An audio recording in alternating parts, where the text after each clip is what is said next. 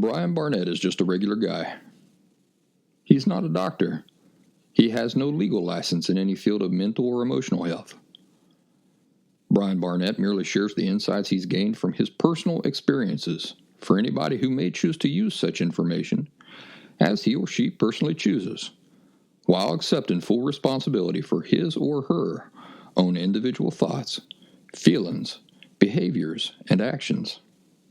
Brian Barnett assumes no responsibility whatsoever for anybody's individual choice to expose himself or herself to any information that Brian Barnett shares, and by listening to this program, you're acknowledging that you, and only you, are responsible for your own thoughts, feelings, and actions. Testing. Happy Thursday, everybody. Happy Thursday. Testing out this microphone. All right. It looks like that's where we're going to be right there. Happy Thursday, everybody. Welcome back to The Last Symptom. I'm Brian Barnett, the creator and host of The Last Symptom, the show you are listening to right now. I'm glad you are here. I'm still on vacation, as you can tell by the fact that absolutely nothing has changed in my work routine, but I'm happy to be here with you. And, oddly enough, the last show I recorded on Christmas, and this show I'm recording on New Year's Eve. And I didn't plan it that way. That's just the way it worked out. Interesting, I think. So, a grand total of 5 people are probably going to hear tonight's show, but that's all right. It'll still be waiting there for them when they recover in the morning from their jollies from the night before. Today, hearing from folks who have taken the Last Symptom Fundamentals course online. So, I'm looking forward to letting you all hear what they have to say about the course, how they have benefited from it, and what they think of it, and those sorts of things, as well as some other topics that we get into. Before we get into that portion of the show, though, I wanted to read to you a review I recently got on iTunes, or I think it's officially called Apple Podcasts, but here's a review that I got. And it's so nice, I just wanted to share it with you. It's titled, Transformation is Possible. The person says, since I started listening to The Last Symptom 7 months ago, I began to keep a journal of my experiences and observations I made along the way. Even in the short span of 7 months, it's amazing to see the difference between my early journal entries and my recent ones. It's almost as if the original author, me, was fired, and a new author was brought on to continue, also me. Very strange. While my voice is the same, the point of view from which I write has totally shifted. It's very subtle when reading my journal as a whole, but if I read one of the excerpts from June and another from December, it becomes apparent the author has undergone some sort of awakening, transformation, coming to God moment, or whatever the phrase may be. I am so happy to have stumbled upon The Last Symptom and want to sincerely thank Brian for all the blood, sweat, and tears he put into this endeavor. He chooses to share incredibly personal experiences with his listeners and for me as a person with borderline personality disorder. Nothing is more frightening than exposing my true self to anyone, let alone a bunch of strangers listening to a podcast. But Brian does, and by doing so, I also choose to no longer live in the shame of my own personal experiences. As a result, I have begun to live more authentically and to share with others experiences that I once thought were shameful, experiences which made me shameful, only to learn other people had felt or experienced similar, and I was not alone, a freak, broken, etc. It's in these moments that the magic happens, the light enters me, and the healing takes place, bit by bit. I have nothing but gratitude toward The Last Symptom for inspiring me to look under my own hood and tweak what needed fixing, and most importantly, realize my engine was never really broken to begin with. Isn't that nice? Now here's what I want to say about that.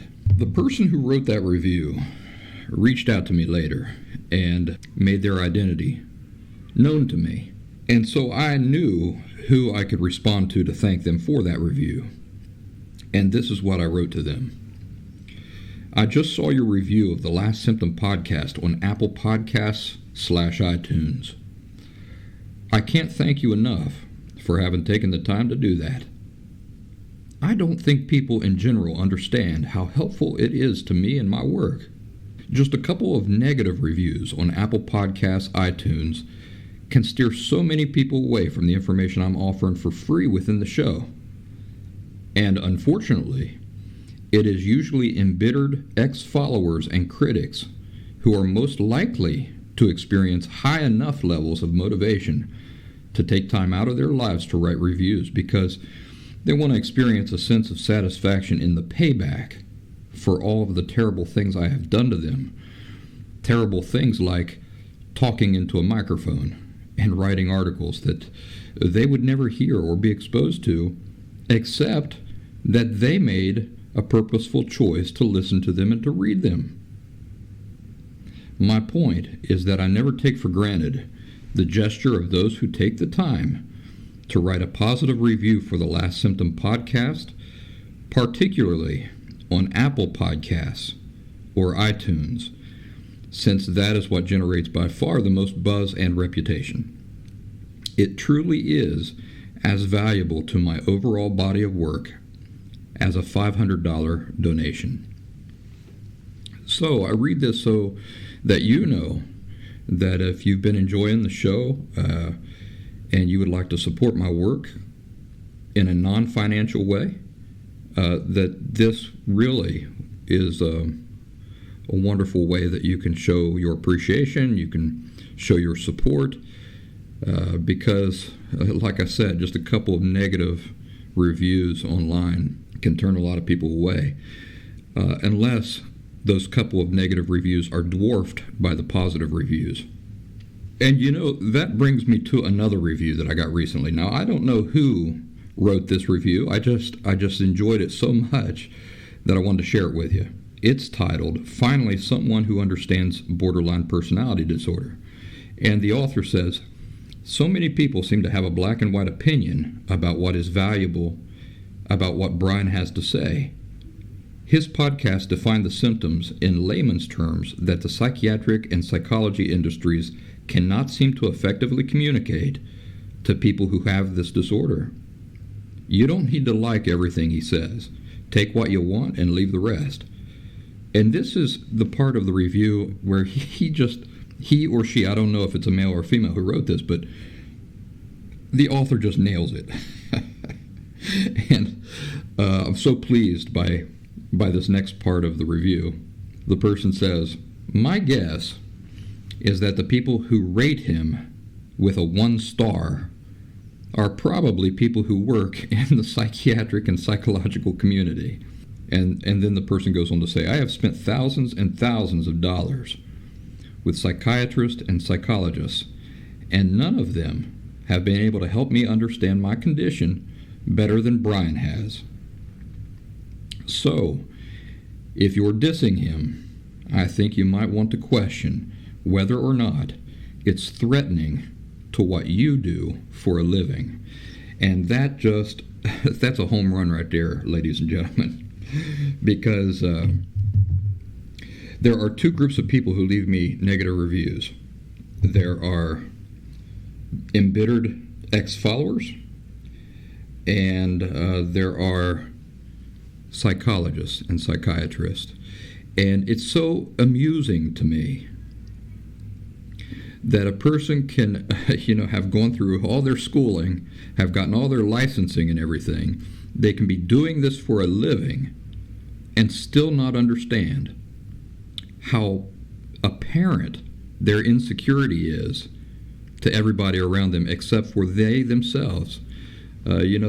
That's their real point of contention with my work, is that they feel threatened by it. And they are actually in the field of psychology as a profession. And they don't have the insight or the willingness even to stop for a second and really analyze where these feelings that they're experiencing of insecurity are coming from. That's amusing to me. Now, that is not to say that everybody in the professional community is like this. Here's another review. So it's titled Interesting Point of View. And this person says, I'm both a clinician and a recovered psychiatric patient from borderline personality disorder.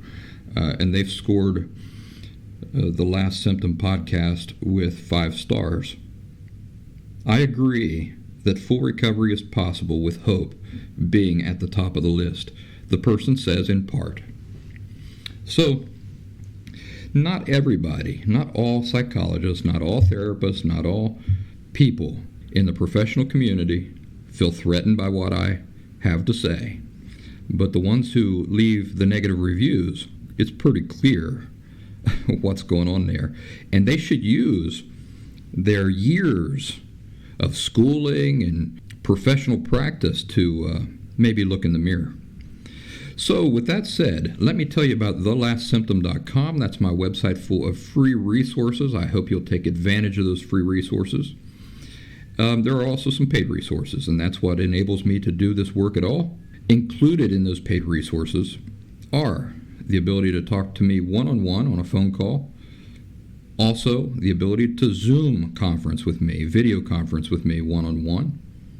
And finally, the Last Symptom Fundamentals course, which is an intensive, I call it a 2-week course. It's actually, I've got it divided into 10 days, but there's a lot of information there. And anybody you ask will say, it is a lot of information and insights.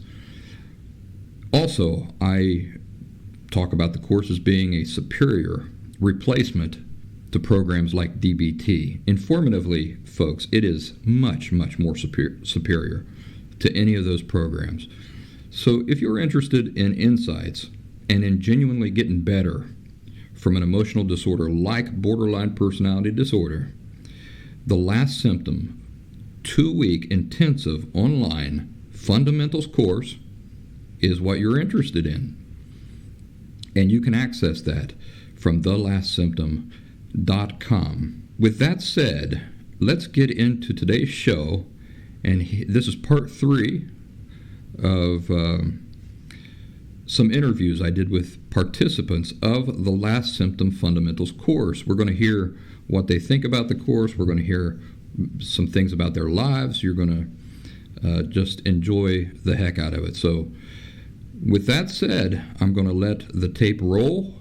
In the meantime, I hope you all have a happy, wonderful evening. Stay safe out there, please. Taxis exist for a reason.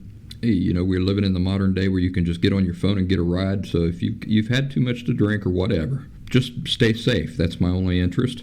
And because I want to be able to rub shoulders with you on the Facebook education group and out there in Last Symptom land. Oh, would you like to know what I'm doing tonight? I'm staying in. I'm not going out. I might go out and take a walk by the ocean there later tonight once it gets dark and see if I can see any firecrackers, as we call them. And I'll probably have, I bought some Tennessee moonshine. So I might have some Tennessee moonshine, but, I won't be driving. At most, I'll just be walking along the beach, perhaps.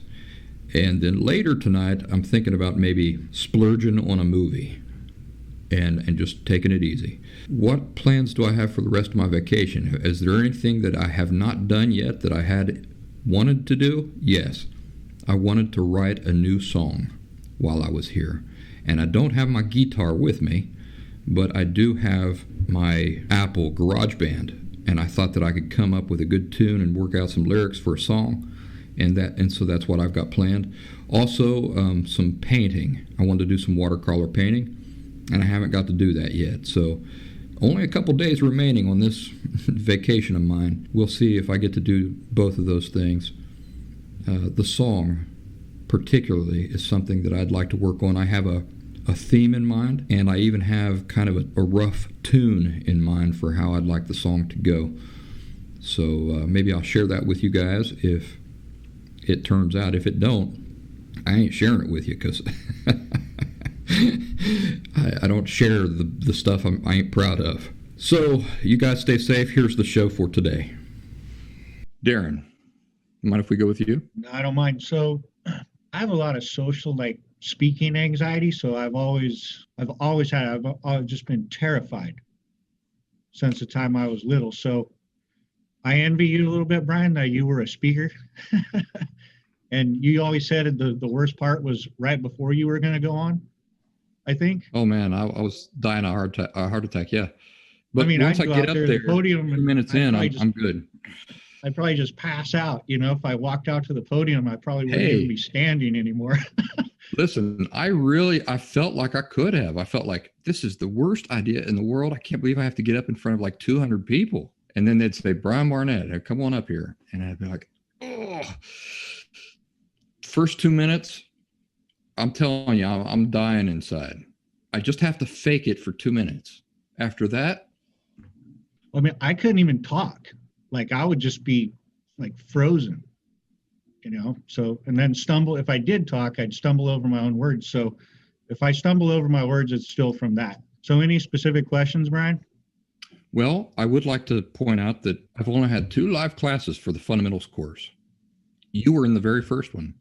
Mm-hmm. And we've been friends since. You've had ups and downs. Yeah, and I started listening to you 15 months ago, and it took me 5 months to get into the class. I mean, that was the first one you gave. So yeah, it was. You were on board early. I've started listening to the pre-recorded just to see how it was, and I'm like, wow, you know, that would have been really cool to have that. You know, instead of the live version, it would have been cheaper. But you know, I have refined some things, yeah, and I've added some things that were not in the first course. I'm more of a reader, if that makes sense. So I have everything screenshotted, and I've been working on a book because I have to crop all the pictures and get them just right. Because then I just reread it, you know, just when I feel like I'm getting rusty, just read it all again. Do you mind if I ask where you're at currently in the pre-recorded version? Oh, I'm just right in after the introduction. I'm just okay. But I have been so into my own insights. Background for all of you. I was born at 24 weeks, and I didn't know, but I hear it now I've heard it from nurses that say, you know what? Anything before 24 weeks, we don't even bother trying to save you. I'm a miracle, you know? And if you knew my condition, which I won't even tell you, but probably wouldn't be able to talk this well. I may not be able to hear. Is there a reason, Darin, why you don't want to tell them what your condition is? Well, it just chokes me up because I lived my whole life feeling ashamed that I felt the way that I felt. Do you think that would be like a milestone for you if you did? Well, no, I can, and I have told people. So it's really an interesting thing. But so I spent most of my life judging my worth based on my differences compared to my peers. Yeah. And it's one of my greatest epiphanies. So I was also raised, I didn't have religious parents, but they kind of neglected me over to the religious grandparents, where I even adopted some much more unhealthy attitudes and perspectives about, you know, the nature of my feelings, myself, and my life. I don't mean to parrot it. I know I parrot stuff. No, that's all right. What really hit me, Brian, is that, so I'm still in the gathering phase, and like, I am completely convinced. I am 100% convinced that this is the answer. So it's the application. It's that true perception within myself. Like, you talked about how we can know all these things and we can even be convinced that they're right. So I'm in that process of feeling it, like actually really believing it without having to parrot it to myself and think about it. Yeah. Does that make sense? Yeah. Well, it does, because denial, we think of denial as being some kind of drastic thing. It doesn't always have to be a drastic thing. It can be a reluctance to accept a thing, right? Because our feelings say, I just did a meme yesterday, quotes a recent episode. Let me pull it up real quick because it's real relevant. Give me just a second. And real quick, the reason after I tell what I'm going to tell, I'll tell you guys what my condition is. But there's a reason I didn't tell you, because I had to realize that my perceived worthlessness, what I'm working with opposed to my true nature, the nature of this disorder, it wasn't developed because of my condition, which I always thought it was. Yeah. So, but I'll get, and just something hit me from somebody who's very loving, very big in my life. Honestly, my only mother, and I never saw her abuse anybody, but she had an attitude. She had a perspective that wasn't in line with what I needed at the time when I was a little kid. So, well, that's what I try to communicate. When I express it to you guys, it's so subtle and it's so simple. And if I express it to people, especially people that have gone through some serious child abuse, physical and everything else, they're like, oh, that's nothing. That's just love. That's love. Right. And I'm like, well, it's ignorant love. So, and I try to laugh a lot. I know I try to make it light. But these epiphanies are very painful. I interrupted you, Brian? You were going to say something. So I'm trying to keep my train of thought going, and I haven't. No, you've got the floor. I don't want to interrupt you. I was just going to say that. See, you and I, there's some differences, but you know from talking to me and me talking to you that we come from the same cut of cloth, even though I'm out here in California and you're back there in West Virginia or Ohio. Or man, you and I, we're kindred souls for sure. And it's those people that raised us. And how their attitudes, their attitudes and perspectives are the same. It is. And, we lived our whole lives thinking that they were doing their best, that they loved us. We modeled ourselves after them. Mm-hmm. And then we have to come to terms with the fact that while we thought they were loving us, they were actually mistreating us. We were being dehumanized, and our dignity was being assaulted daily in the guise of love.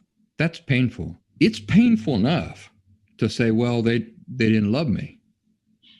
But what's even more painful is that they fooled us into thinking they loved us while they were dehumanizing us. That is an injustice on a scale impossible to measure. And then you hear Brian Barnett saying, yeah, you just got to accept that. That's not easy, but that's what I'm asking you to do. And I'm asking you to say, just see that you can't change that. It did happen. There's no fixing it. But once your feelings, and this is what goes along with what you said, Darin, intellectually, we understand it. This is not an intellectual accomplishment, acceptance. Acceptance is an emotional accomplishment. It's when our emotions stop saying, I don't accept that happened. That something has to explain that did not happen. And then finally, your emotions say, for whatever reason, because of the work you're doing, maybe because you're exhausted, your feelings say, nothing's ever going to make that not have happened. It did happen. It was terribly unjust, and there's no undoing it. Well, I mean, I'm like you. I mean, I've come to the you come to terms with their love was just unhealthy. They loved me same way I loved my ex of 12 years. But I might have only had one of those 5 facets, Brian, or maybe I had a couple, but I didn't have what it takes to love another human being, and not just her, but my ex-wife. Well, can I address that just real quick? Because this is another episode I need to do, but since we're just talking here and I'm thinking about it, we already know that borderline personality disorder makes intimacy, true intimacy, impossible. Nobody disputes it. Nobody will argue with me about that. Even my critics won't argue about that. Can you have authentic love without intimacy? No, you cannot. So that's that's an epiphany I had today that I'll mention with you is what I've been. So I complicate it, but there's the argument right there. Anybody who says, no, I feel real love. And I keep telling everybody, love is not just what you feel. It has to be a quality. Mm-hmm. There's your proof right there. We don't even have to go any further. Genuine love requires genuine intimacy. Mm-hmm. People with emotional disorder cannot experience genuine intimacy. So how can they experience genuine love? They can't. I realized part of my struggle is I start to get a little bit healthier. Now I'm like, wow, I was never intimate with her. Like not sexual I could never just bearing of one soul to another human being. Yeah. Another thing that I still give to the professional community is, it's true. Like they say, oh, your feelings weren't validated. Your feelings weren't validated. And guess what? You're the first person that ever said, well, you didn't really say, you say you got to go. You didn't really say this, but this is what I took from you is you got to go back into your life and you got to find those bits and pieces and subtle areas where your feelings were not validated. In a sense. When you were a child, because, when I was a child. Once you're an adult, only you are responsible for validating your own feelings. Yeah, I was talking about as a child. Right? I was talking about as a child. Yeah, so you're right about that. So now I got to get to the thing. So it was Sunday, and Sunday was an all-day church affair.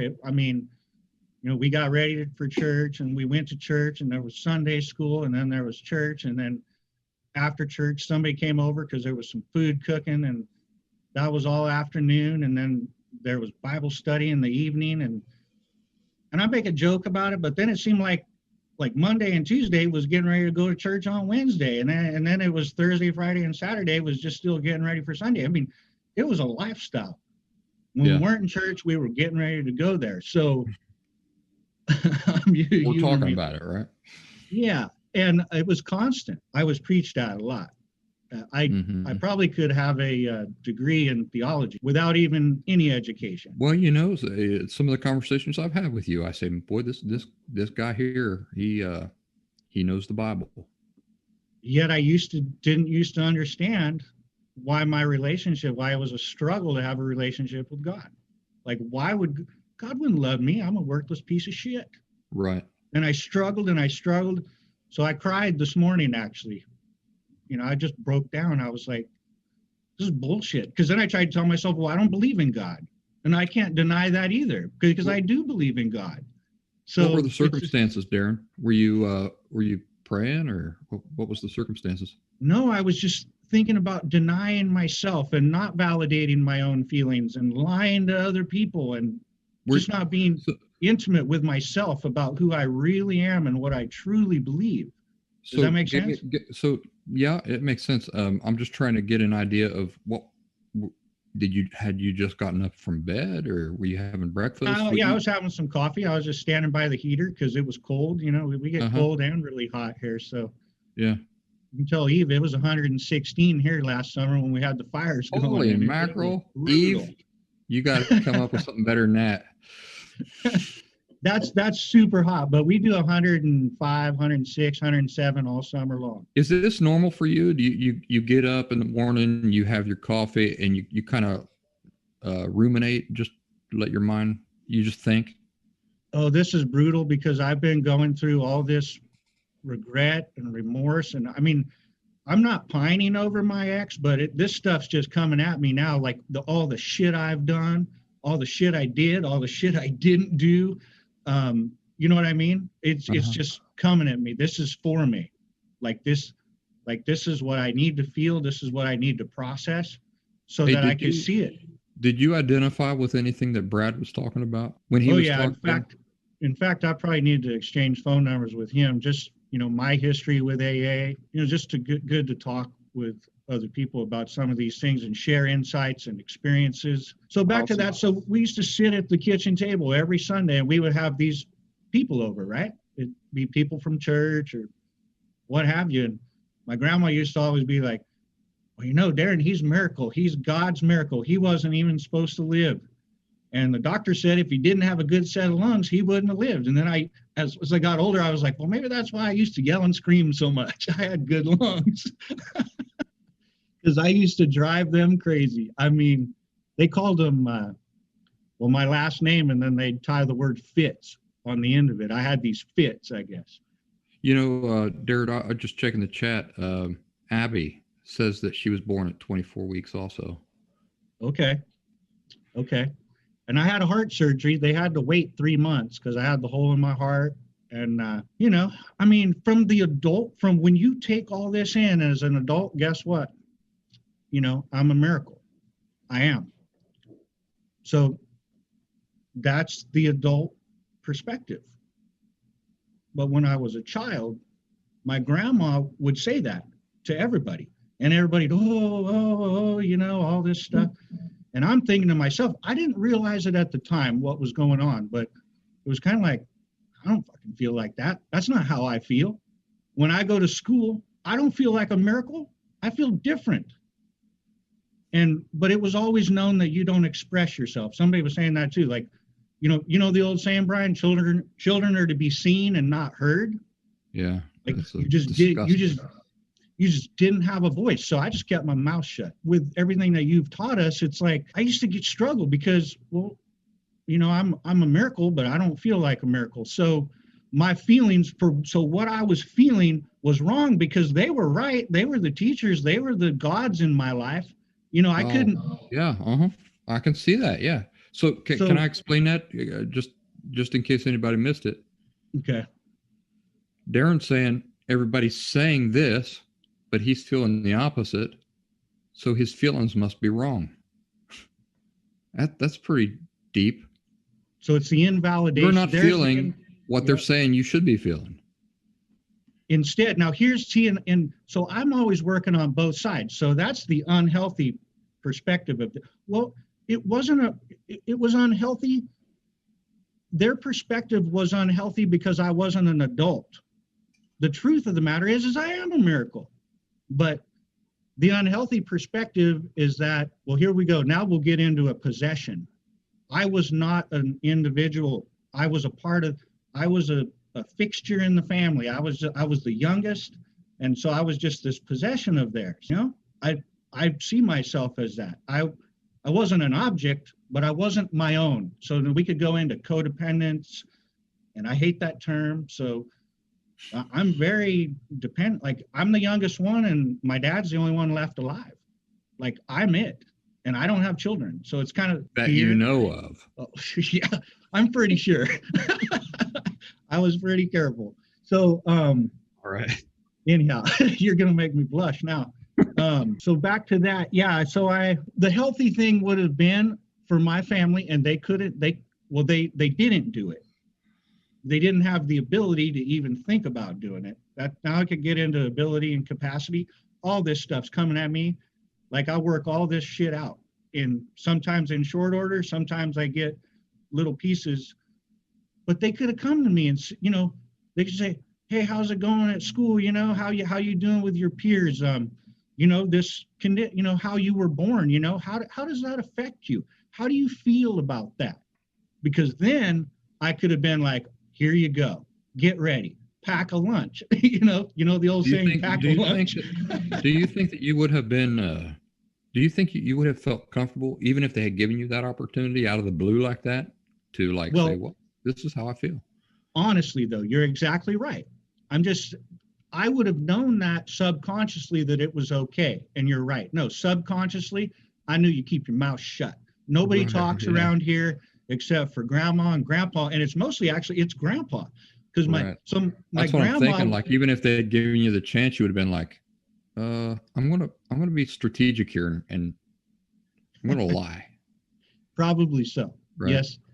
So I'm still working through a lot of that. I kind of gave you the surface of what was going on. And I remember seeing my grandma. When my grandma would get pissed at my grandpa, You know what? He wasn't getting any dinner. And the thing is because he wasn't cook getting any. A lot more than just dinner. Well, when I was 6, 7, 8, I didn't understand those things too well. But right. It's so hard. I mean, I love my grandpa. He used to take me fishing all the time. He used to come get me out of school early to take me fishing. So that's kind of why I said what I said earlier. I don't want you to not love your grandpa. I don't want anybody to not love their parents. I don't want anybody to hate anybody. It's just, so that's what I said earlier. You can hate the things that these people did, and you're feeling love for them is not a contradiction. No, and I see other things that he did, like the way he treated his animals. This is a big one for me now. I get off on I get away from the fact of, okay, I loved him, and I also know that, well, I just need to accept who he was and how he was, because there's no forgiveness. He's dead and gone. The reason why I can't, everybody says, oh, you just forgive him.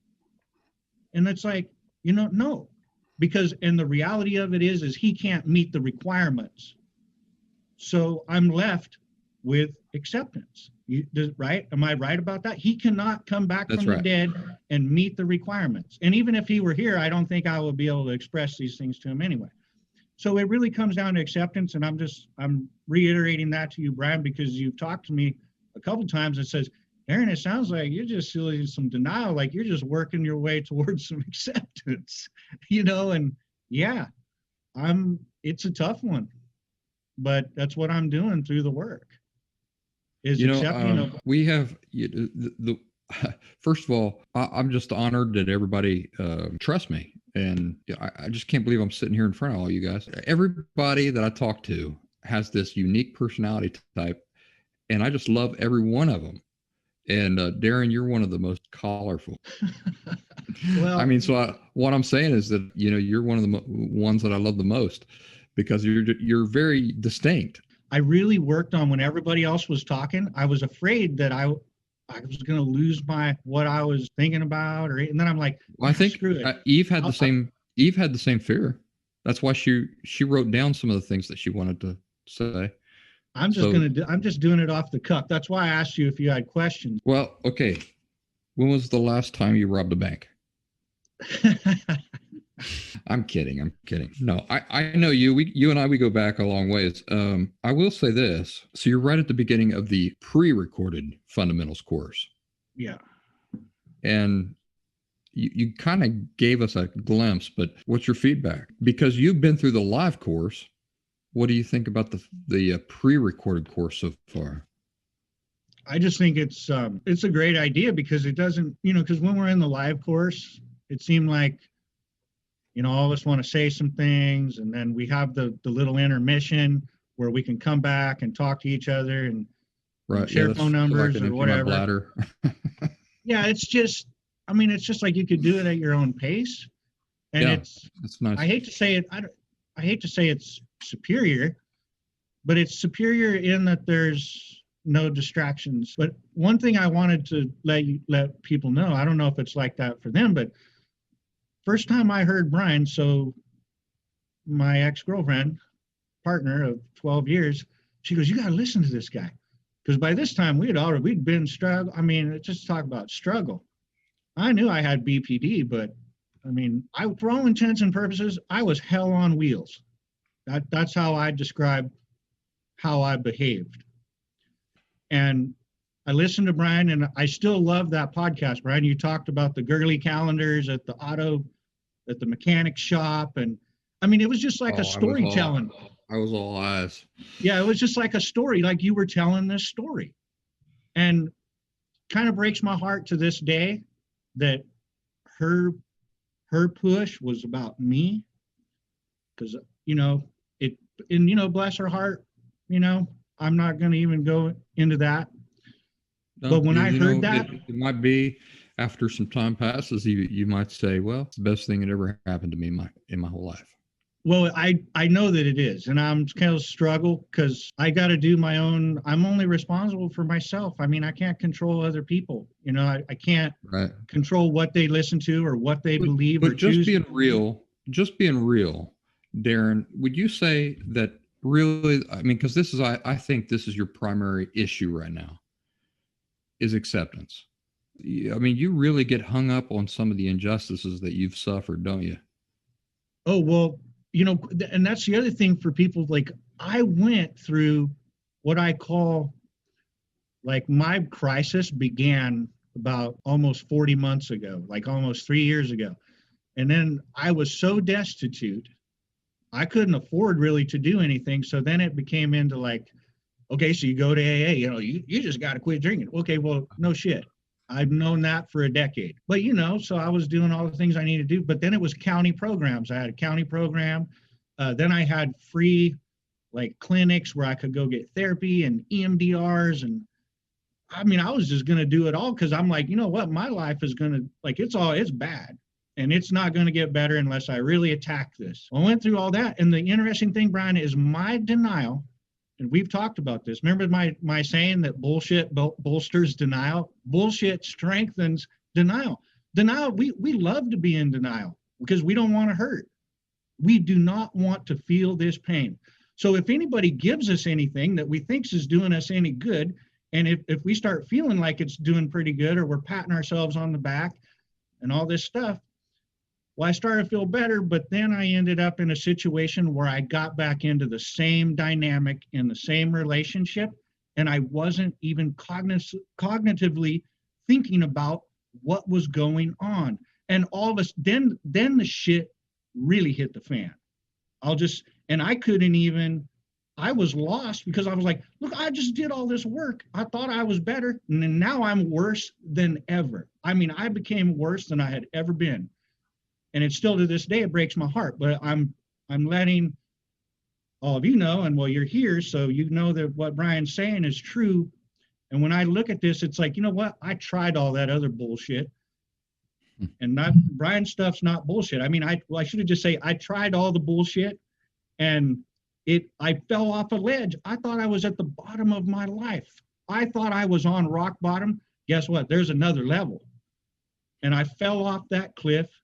And then by everybody's grace, God and my ex, she's like, listen to this guy. And I listened to him about 5 minutes, and I got so pissed off, I turned the phone off and pushed it away. And I walked out. That's what I strive for. I strive to piss off every single person. And I see, because I knew it was the truth. See, I couldn't deny it. I was like, this guy's got the answer. This guy knows what he's talking about. In all seriousness, that's you guys have heard me tell the story about the guy who pissed me off so bad that I wanted to punch him. I wanted to knock something off his mantle. I wanted to storm out of there, and I was just about to do all those things. And at the last minute, I remember sinking back onto that chair and saying, I always get in my own way. And I was on the verge of tears. I didn't want to cry in front of the guy because I was just pulling like this real tough guy thing. And then I just surrendered like that. And that was a big turning point for me. It was a big turning point because he wasn't saying anything I could disagree with. I just didn't like how he was saying it. And the fact that I surrendered in that moment is kind of a miracle that I surrendered in that moment, because if I had walked out of there, I just wouldn't be here now. And so it was some kind of inner honesty with myself that caused me to surrender when it most mattered. And that guy, he got up and he walked over, and I'll get emotional if I think about it too much, but he put his arm around me and said, it's all right. After I had just about jumped up and punched him in the face, and he got up and put his arm around me and said, it's all right. Because he saw me give up. And we don't think of giving up as being this great positive thing, right? But in this case, it is. Giving up is really great. And there's some irony in that. Never give up, they say. And Brian, and that's what we got to do. It took me 5 more months, though, from that first time hearing the podcast.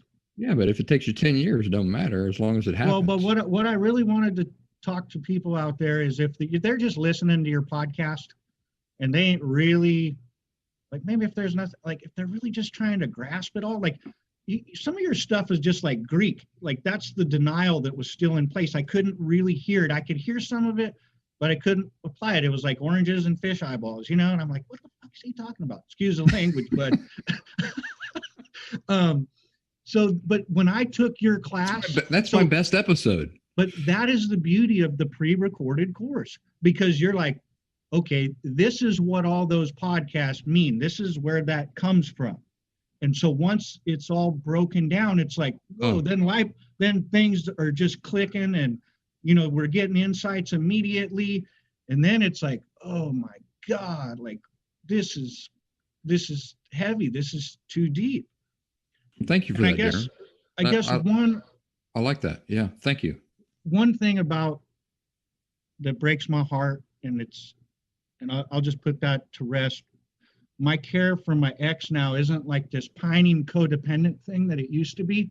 Mm-hmm. But her denial, and I can't worry about it. I'm just want people to understand where, you're talking about my acceptance.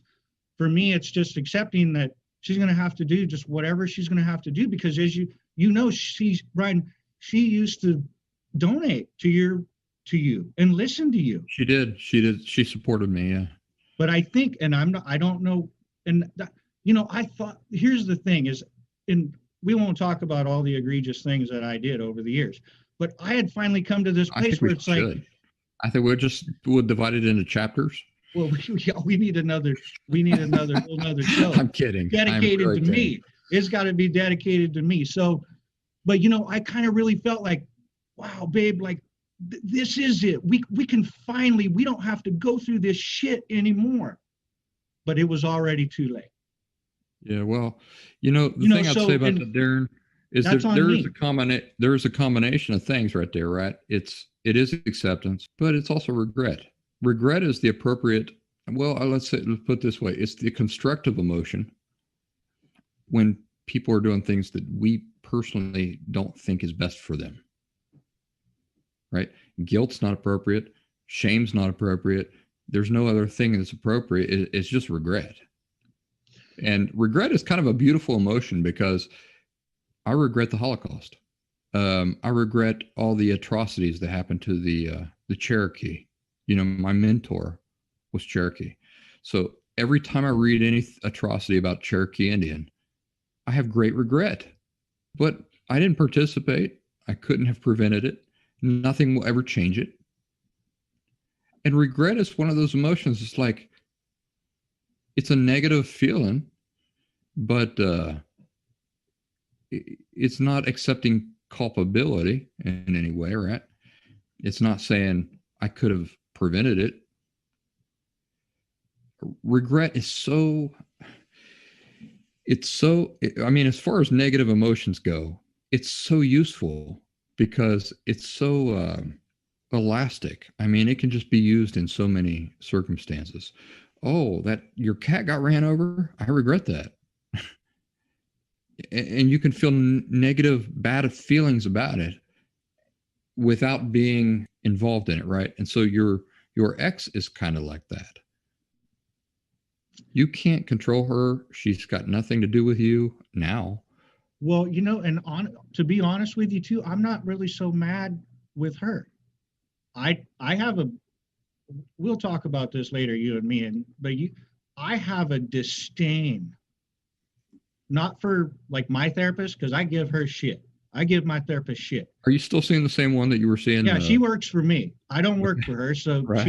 She listens to me. That's the way it should be. And I almost fired her once, and I told her that. Good. She should be on her toes. You keep her on her toes. I said, you want to keep your job? I said, start listening to me, because you're full of shit. That's the way it should be.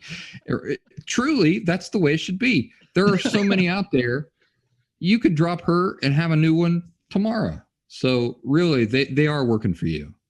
I myself was never a victim of any physical abuse or anything. Well, actually, I take it back. So from 0 to 5 years old, I have no memory. My mom had a Brad's boyfriend. Kind of like that too. He can't. Yeah, so I had my mom. My mom was just really, Well, we won't even go into that. She did. She took me. See, my family was like this too. They're like, oh, well, little kids should be with their mom. So, because my parents were separated. So, and then my mom had a boyfriend. So I was like 2 or 3 years old. And I guess so he started whipping on me. So I had all these bruises all over my legs and everything. And he immediately left because he knew what was coming. It was going to be my grandpa and my uncle and my dad. He was going to get an ass whipping for whatever he did to me. So everybody went to the hospital. Well, that guy was gone, never to be seen or heard from again. And my mom had her troubles. And just your mom's attitude, but right. The co-conspirators. All of them. Even somebody that had no hand in raising me. Here's my thing. This is a funny story about my uncle. Same thing you're talking about. So he used to say, Darin, he'd put his arm around me and we'd be drinking a beer. He'd say, you're my favorite nephew. Oh, by the way, you're the only one. Well, I am. I'm the only nephew. That is exactly what I was talking about. Giving a compliment, taking it away. He's just a constant joker. And they do it in it's a passive aggressive type of thing. They do it in a way that if you don't know what you're seeing, you think it's just humor or charm. That's the insidious thing about it. That's a perfect example. It goes right in. I mean, it's a perfect example of my father saying, hey, you spent 12 hours on this. You did a great job. Can't believe you didn't burn it. You give it, take it away. Give it, take it away. I bet if you examined the various people in your life and various instances like that, you'll see that everybody is doing that. Well, it was my point in saying that was that, and I use that to look at the attitude that was across my whole family. Now, my family's different. A lot of people's families are just very spread out, or whenever somebody says, oh no, my family, they live on the East Coast and we never talk and I don't ever see them every once in a while. And then we were close. We were like, it was patriarchal, and then my grandpa died and then it was matriarchal. Well, hey, listen, Appalachian culture is like that. It's Hatfields and McCoys. You guys know Hatfields and McCoys, right? Eve, do you know about the Hatfields and McCoys? Do you remember the old cartoons about the old hillbillies fighting against each other? Big long beards. Okay, so and Abby doesn't recognize that. Okay, so it's a historical thing. The Hatfields and McCoys is this great historical family feud that actually happened in West Virginia and Kentucky, not 20 minutes from me. They still live here. Those families still live here, but they got into this huge feud, and it was all Hatfields against McCoys. The Hatfield family against the McCoy family. And there were people died. And it went on for like years and years and years and years and years. I guess real quick, and I'll end it, Brian. I guess I'll let somebody else go. That thing about trauma, it didn't happen to me. So it didn't. So then again, it never made sense. I was like, God, I must have a mental illness. Everybody else in this family is okay, and I'm the crazy one. And so it must be because I was born with this this condition, and then my mom gave me up, and blah blah blah. I was just this is Darin, we try to make sense of these things. It really depends on how you decide to define trauma. Well, I meant physical. There are people who would look at your situation and say, yeah, there was a lot of traumatic things in your life. Whether you define it that, as traumatic or not, I think of trauma as PTSD. If you just want to get honest about it. My grandfather came back. I wasn't sexually abused and physically abused, but I was. I think of trauma as being a sexual rape too. Yeah, I would think of a sexual rape as fitting into the category of trauma, whereas it leaves like a post-traumatic stress disorder, right? My grandfather come back from World War II. He fought at the Battle of Normandy. So if you ever watch Saving Private Ryan, and I saw that in the theater, at the beginning, I was sitting 3 rows back. The beginning of Saving Private Ryan, 10 minutes into it, I wanted out. I wanted out of there. because we probably forget because there's been so many movies like it since then. But until then, there had never been a movie like Saving Private Ryan.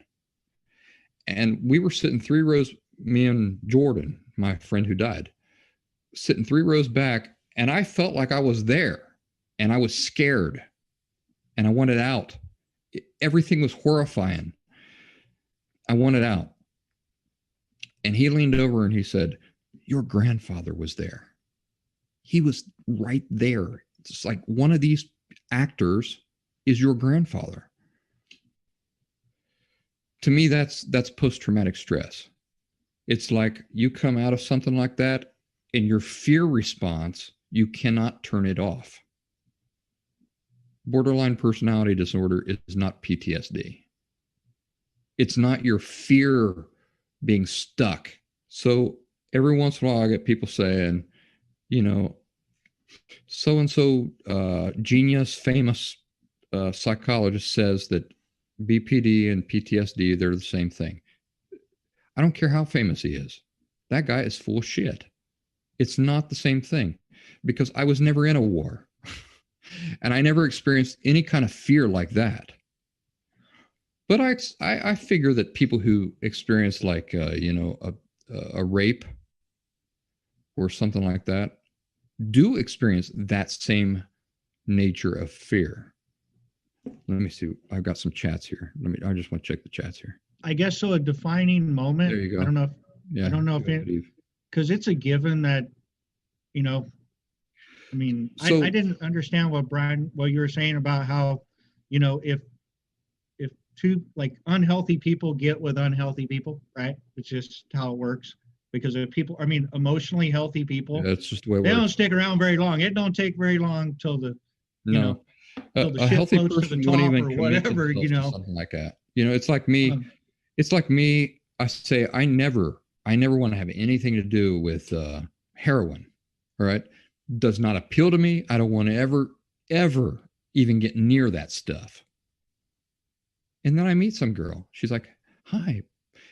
She's the most beautiful woman I've ever met. Charming. And she goes, "I'm a heroin addict. I love heroin. Have you ever tried heroin?" I go, bye-bye. I think I'm going to move on to the next person. Mm-hmm. Good luck. I hope the best for you, but I'm going to move on to the next person. It's not that I hate her, but I don't want to get involved with that, right? That's what emotional health and emotional unhealth is like. Once you get emotionally healthy, it's not like you're not like some kind of mystical creature like a unicorn or anything like that. Literally, when you're emotionally healthy, it only means you have an accurate perception of feeling, self, and life. And what that also means is that you recognize when other people do not have an accurate perception of feeling, self, and life. And it's so contrary to you. It's like that heroin addict. There's just no common ground there. You don't want to bring. You're thinking about your future children and stuff, and you're like, I'm going to get into a relationship with this person, have kids with her, and I know what to expect. What I can expect is exactly contrary to what I want. You see, that's the thing with emotional health and emotional unhealth.